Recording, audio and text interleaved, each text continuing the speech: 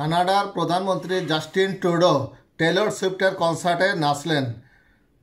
মার্কিন তারকা সঙ্গীতশিল্পী Taylor সুইফটের concert মানেই যেন বিখ্যাত ব্যক্তিদের নজর কাড়া উপস্থিতি। এর ব্যত্যয় ঘটেনি কানাডার এরাস ট্যুরেও। সেখানে উপস্থিত ছিলেন দেশটির প্রধানমন্ত্রী জাস্টিন ট্রুডো।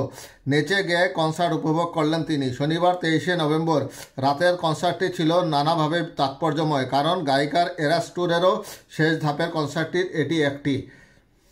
সম্প্রতি টেলর সুইফটের কনসার্টে ট্রুডোর সেই নাচটি ভাইরাল হয়েছে সামাজিক যোগাযোগ মাধ্যমে। শনিবার রাতে টরন্টোর রজার্স সেন্টারে টেলর সুইফটের কনসার্ট ছিল। সেখানে দর্শক আসন ছিল পরিপূর্ণ, কিন্তু ট্রুডো কনসার্টটি উপভোগ করেছিলেন দাঁড়িয়ে। দর্শকদের উন্মাদনা বেশ ভালোই পাচ্ছিলেন ট্রুডো, তাই আর নিজেকে সামলাতে পারেননি তিনি। গ্র্যামি জয়ী শিল্পীর বিখ্যাত গান ইউ ডোন্ট অন মির ছন্দে দুহাত তুলেই নাচতে শুরু করেন কানাডার প্রধানমন্ত্রী জাস্টিন ট্রুডো। তবে সামাজিক যোগাযোগ মাধ্যম টিকটকে ভাইরাল সেই ভিডিওতে ট্রুডোকে নাচতে দেখে নেটিজানদের বুঝতে আর বাকি নেই কানাডিয়ান প্রধানমন্ত্রী টেলরের গানের ভক্ত।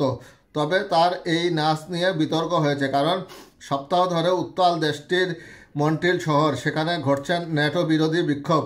তবে বিষয়টি এড়িয়েই গেছেন তিনি।